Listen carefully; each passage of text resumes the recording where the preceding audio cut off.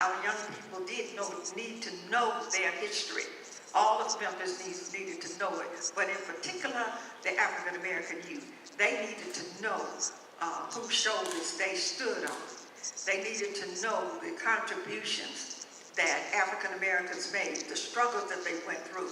So if they thought they were going through hard times, they just needed to know their history and know what other people had endured to make things better for them.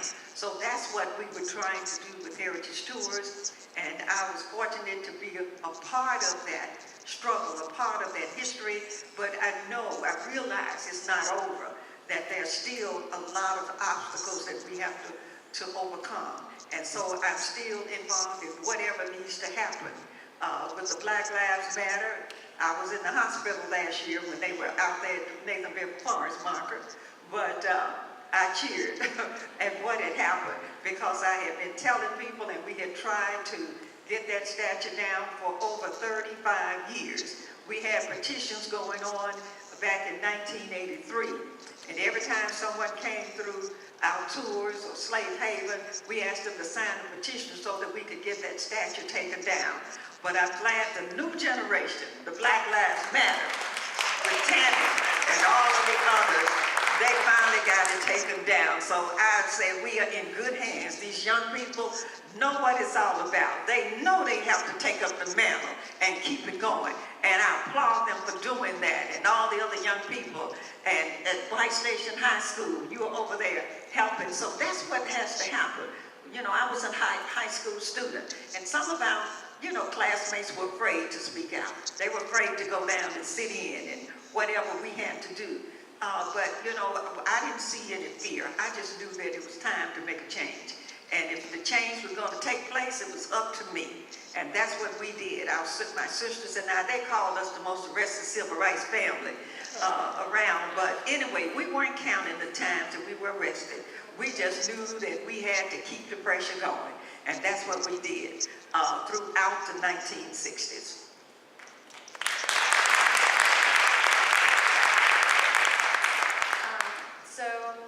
I thought it was a few years ago, but it's 2019. So in 2010, I remember this because it was in high school.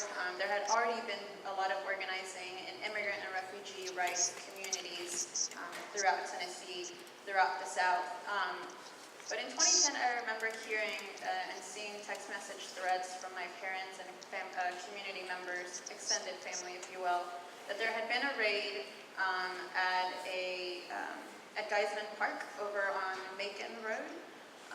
If you didn't see this on the news, there has been a very big gap on what is happening in other communities throughout the city. So don't be surprised. It's okay. You can pick up La Prensa Latina, which is a bilingual paper for the tri-state area, if you want to know what's happening in the Latino community, because, I know.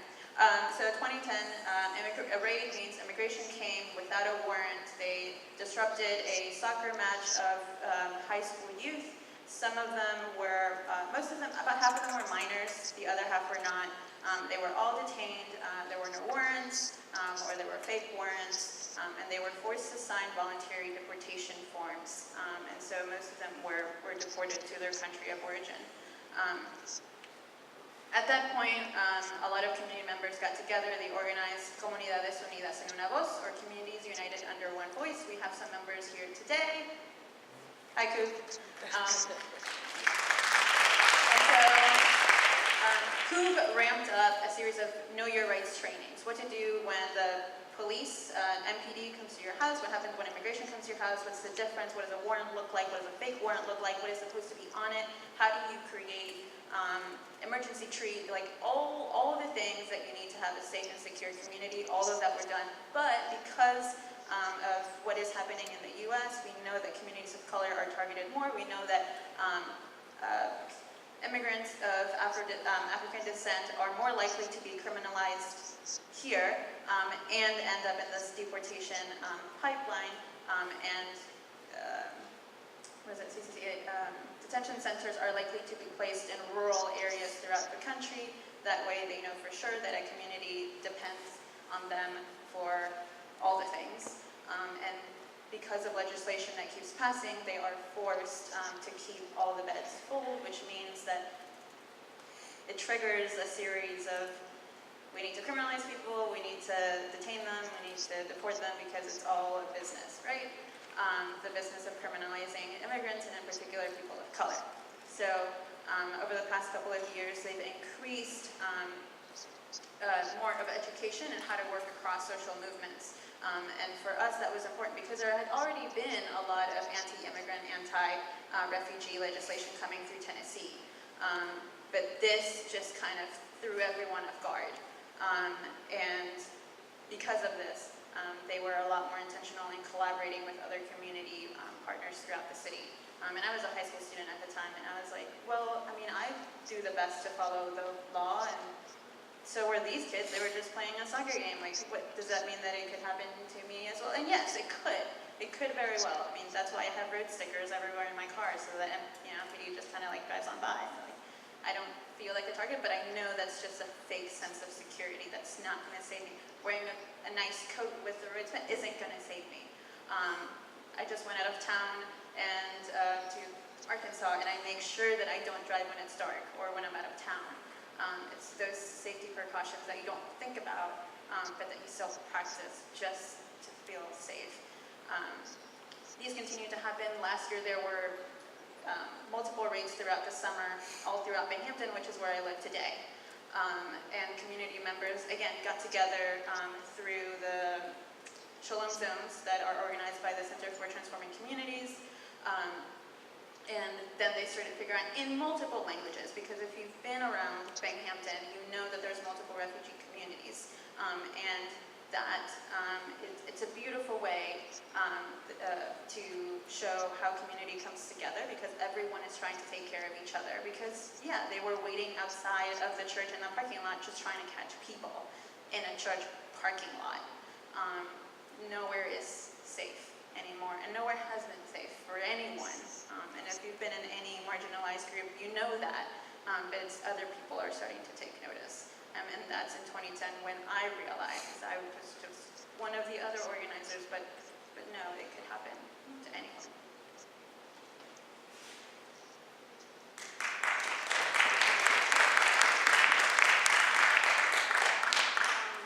So one story that I believe shaped Memphis and that resonates with me was the Take 'em Down 901, because this was the first time that my friends were talking about something that had to do with social justice. They were like, Allison, did you hear about this? Did you hear about this?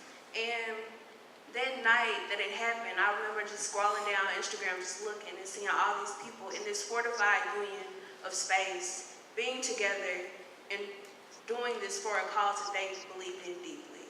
And it resonates with me because it felt like the first time that we as a people had this place of power, in a sense, and that we took down the thing that represented hate, that oppressed us, and that told us that we were not good enough to be in this space, and we told them, no, you are not good enough to be in our space.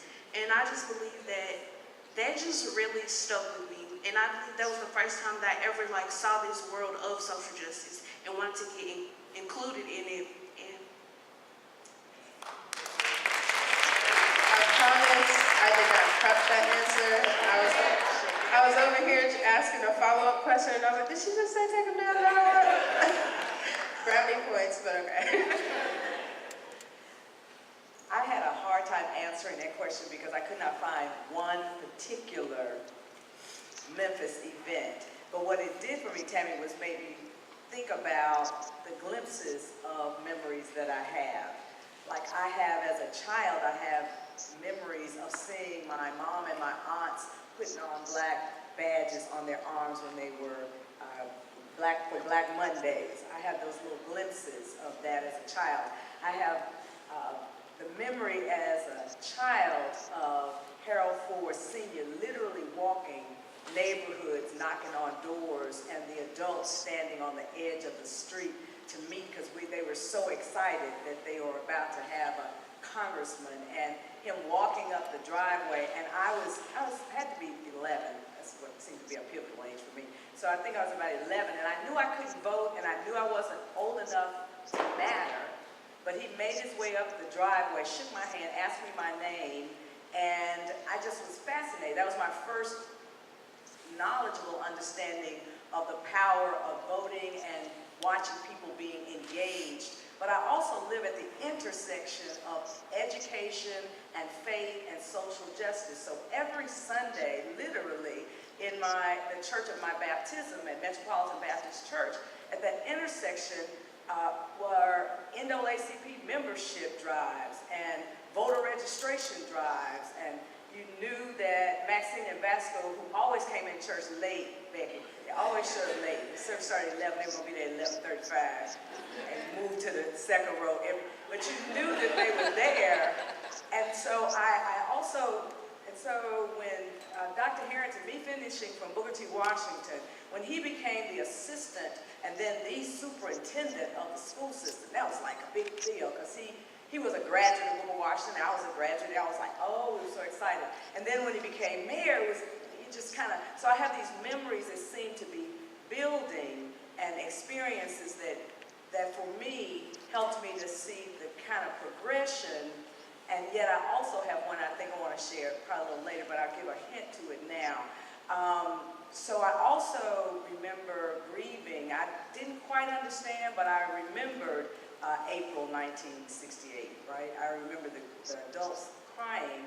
And so many, many years later, the city was in disrepair. Downtown did not look anything like it looked now.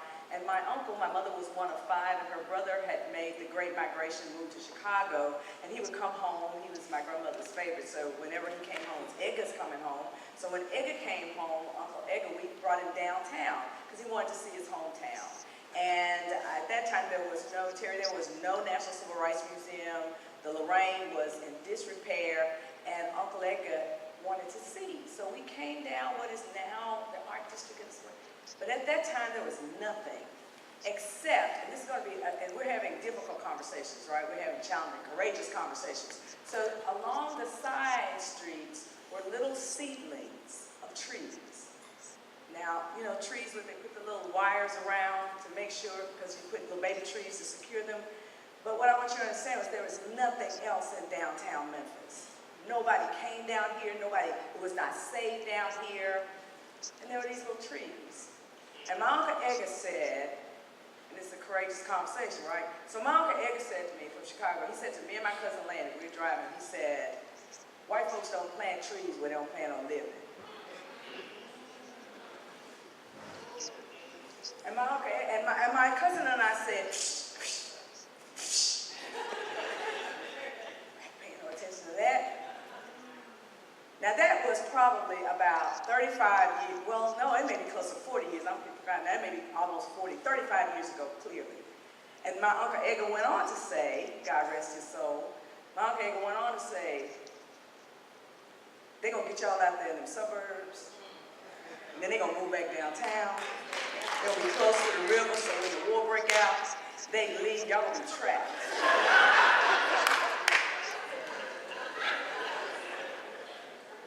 And so as much as I love my hometown, and as much as I love being back downtown, as much as I'm excited that there may be a Whole Foods and a Malco, and I go down, I run down Vance Avenue. This is not historical, but I see my Uncle Edgar's prophetic word, and I just think, good grief, right? I see Vance Avenue, and I see Lauderdale, and I see Washington, I see the neighborhood. My aunt had a flower shop. The premier black florist in the city of Memphis for 42 years was at Vance Avenue. The house is still there, Florist Flower Shop. It was a thriving, functional community. But as much as I have what my historical moment right now is seeing the transition and hearing my uncle's voice and thinking about what does that mean when I have these other memories, and yet I also know that underneath those memories is still some inequity that needs to be addressed.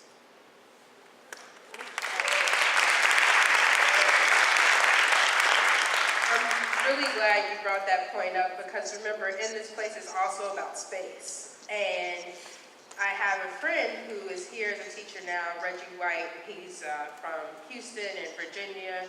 And he said, have you ever heard of Robert Church? And I said, yeah, I've heard of Robert Church. And he was like, can we go to his house? And I was like, okay, where's that? So we Googled, we looked it up, we get the address of the former Robert Church home. This is literally like 3 weeks ago.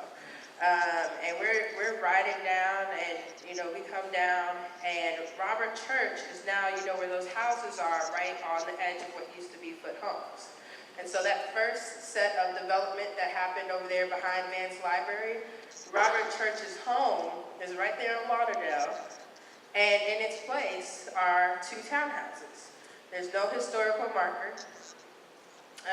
There's nothing that says the first Black millionaire, one of probably 10 in our whole 200 years of existence, but the first Black millionaire, and once the richest man in the city. There wasn't anybody richer than him. Saved the city after yellow fever. Actually, surprisingly contributed to the Nathan Bedford Forrest statue, because at that time it was a sign of his wealth and his power. And slowing down, sorry.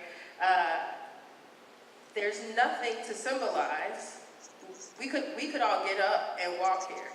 Walk to Robert Church's home from here. Anybody seen Color Purple? God is trying to tell you something. We could march right on out that door and take a field trip to Robert Church's home, sing the whole way, 5 minutes, and you would not know it was there. And that is like when we are having, so thank you for triggering that memory for me, because that is, for all reasons, and the reason his home is no longer there, the home that he lived in, the home that his grandchildren lived in, the home that Mary Church Terrell lived in, is because Boss Crump burned the house down because of his political activism against the Crump. Did I say Boss Crump? I said Crump, right? Okay, I was confused. Boss Crump burned it down. Burned down the family home, and it was paved over for First Foot Homes, and now for townhouses. And we have no recognition of that legacy. I did not learn about Robert Church in high school or middle school or anything. And so that's how much of our history, again, who decides what gets remembered.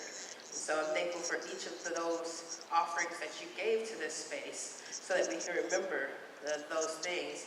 And to the 10 young men who were taken from this place, I don't know their names, but I put them out there in this space. They were taken from their homes. Class is often less discussed, so we talked very much about our stories have been based in race so far. But class is not discussed as often as race.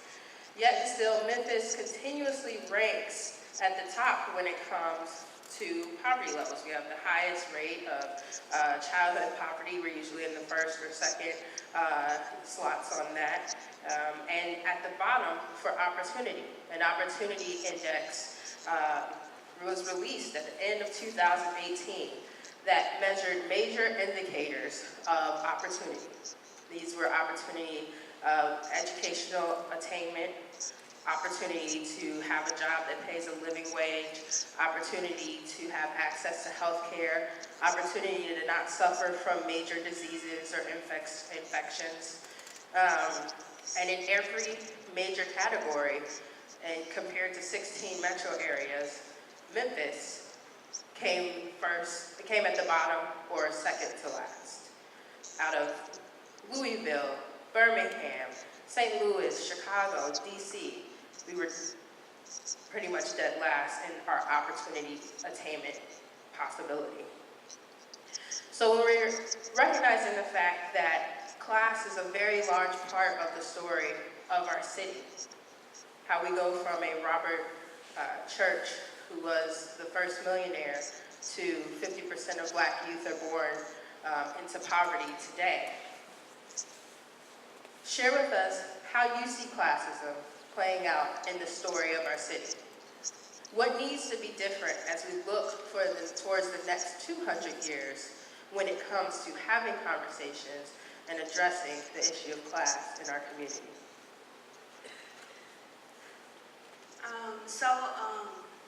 From the viewpoint of education, I attend a public school, I attend my station, and every day I see the effects of classism and of race. And so I go to a school that is big on AP classes, honor students, and putting us in a light of tokenization. And I have friends who go to different schools around the city of Memphis, and I can see the differences in the rigor. I can see the differences in the way that teacher interactions are involved. I can see the differences in just socioeconomic status altogether. And at White Station, I see the economic disparity every single day. I see administration catering to people who don't look like me. And I see them targeting kids who do look like me. And when I see this, I often think, what if we just had a conversation? What if we sat down and dismantled this table of, oh, I'm in a place of superiority, so you must listen to me. And there has been times when I've been placed in situations where I've had to speak to people who are in authoritative roles, and I've told them, maybe if you just took time out of your day, instead of antagonizing kids who take traditional classes, and who take classes that are not seen as worthy, or not seen as, I don't know how to say it, just not seen as the cream of the crop. And through these conversations that I've had with administration, I've seen this hierarchical divide in honors and traditional. And I think that I've been in the position that I've been in to talk to them because I am in honors classes, and that's not how it should be. And I have friends that are in traditional. I see that they are not only a student, but they are human beings, and they should be treated as such. They should be looked at from all spectrums instead of just one. And what's my train of thought? And I think that if we have workshops on how to talk to students, workshops on how to be involved in students, because I've just seen teachers come there for a paycheck and leave. And I never sit down, talk to a student, nothing. So that's what I think should happen. Workshops should be implemented into schools to talk to students who don't look like them as well. And yeah.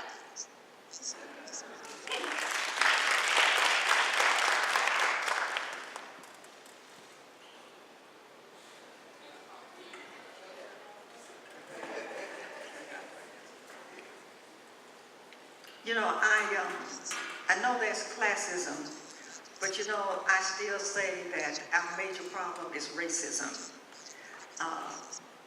As the young lady said, that in her school, as far as the African American students, they are not treated the same as those the white class students. So that makes a difference, and it still is. You know, we all wanted integration. We wanted access, is what we wanted. We wanted equal access opportunities. When I went to Manassas High School, we would have books that came from Central High School, the white high school, the older books. So we didn't have the new materials, the educational material. We didn't have all the new equipment or any of that. And that's really what we wanted. I think that's what integration, the so-called integration, was all about.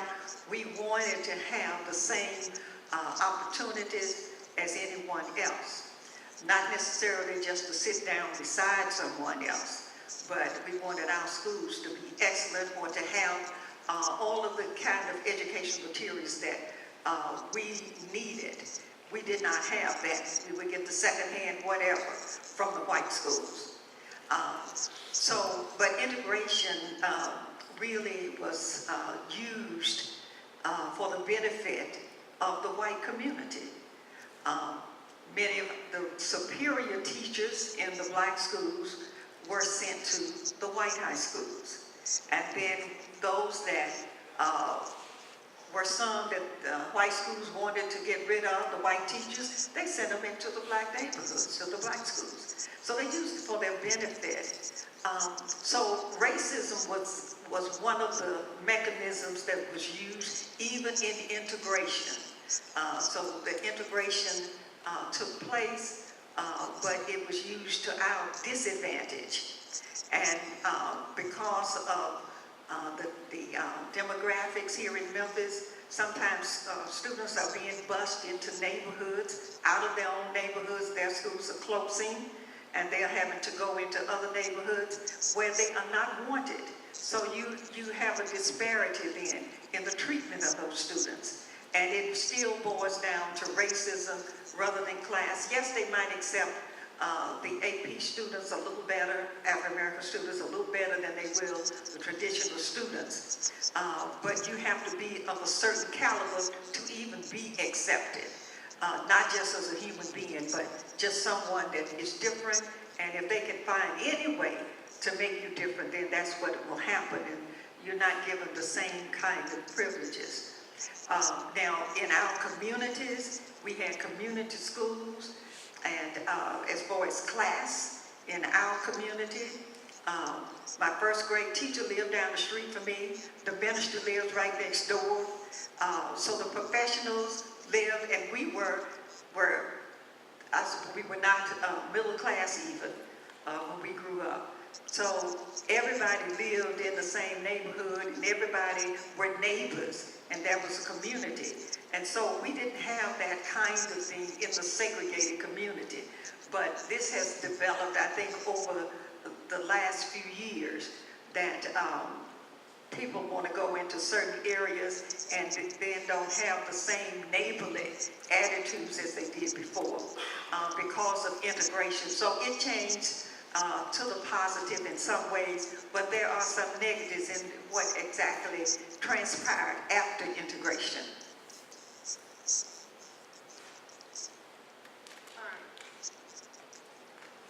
I was going to talk about policy, that people keep voting against their own interests. I mean, universal pre-K, that makes complete sense. Vouchers, don't know why we're still having that conversation. Cheeto in chief, come on. People keep voting against their own interests because they forget who they are. They forget what is actually, they don't understand their own history, and we're also not teaching our own history in schools. And so we forget, we prioritize these companies that are often from out of town, and we court them for God knows how long, because we hope that in the end, it'll help revitalize our city, and bring all of these wonderful people from out of town that are going to help us and be better, and keep putting our own Memphis community kind of on the back burner or somewhere super far back. We don't require environmental impacts in policy. We don't require racial impacts in our policies because we're not prioritizing our own people, because that goes against everything within our capitalist system. So in order to talk about, class and class structure and everyone, we need to remember and prioritize who it is that we're talking about and see the humanity in our own people. And often legislators forget that they were elected and they're actually there to serve the population. One of the things that we remind folks when we lobby and bring people who don't have any documentation is that it doesn't matter if you voted for this person or not, just like it doesn't matter if you take a 16-year-old to talk and lobby for themselves. That person still is supposed to work for you. You are part of the community. You make that community. And I just got really sad. But yeah, it's because it's hard, especially nowadays when you talk about the humanity of people and everything that goes on every day in the news. It's just gotten a little too sad. I just made myself sad. And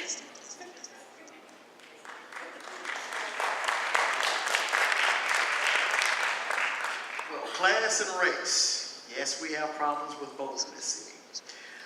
One of the things that really gets me about the classism within our own community is, I'm gonna just leave with an example. The neighborhood that I'm from, the Alcee Balls, one of the first working class neighborhoods set up for working class blacks. We have the extremely big houses up on La Paloma and Bridgeforth, and you go over there on Mallory Heights, you got the descendants of the original farmers that lived over there, small shotgun houses. And we had doctors, we had chemists, nurses, doctors, everything came out of this community. You know, everything. And everybody over there got contaminated by the very same depot.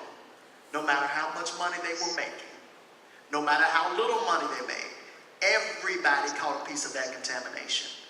All of us were touched. So we have to get off of this idea of disposable people. You know, this whole notion of them over there and us over here. No, it's none of that. It's none of that. I was speaking with Doris Bradshaw. I actually grew up with her son. Me and her son was best friends since 3rd grade. And she said when she first started doing her work around the depot, she would go and fundraise in different neighborhoods around the city. And she said one of the things that she used when she was speaking to this Jewish group, this Jewish women's group, she said, you think you all are immune to what's happening to us by the depot. But remember, we're sitting on top of an aquifer over there. Right up under the depot, there's an aquifer. She said, what's in our water today is going to be in your water tomorrow. That's the attitude that we have to take. Because when we talk about classism, you know, racism affects us all. You know, racism doesn't see us as a doctor. It doesn't see us as a nurse. It sees you as black. It sees you as brown. And these things that are getting ready to come, like Dr. King said, we got some difficult days ahead. They are not going to see your degrees like they didn't in the past. They are going to see your skin. And that's how you're going to be treated. And that's how we're going to have to deal with it. There is no us and them. There is no those folks over there and us over here. It's none of that. That was always an illusion. And we have to let go of that if we're going to survive. So the word that I hear a lot lately is ecosystems. Like I hear people in conversations. So I pastor a church, Pastor Noah, so we talk about there are many members but one body. But when I say many members but one body, I hear people younger than me talking about ecosystems and how you need a balanced ecosystem, right? In order for the ecosystem to thrive, there must be balance in it.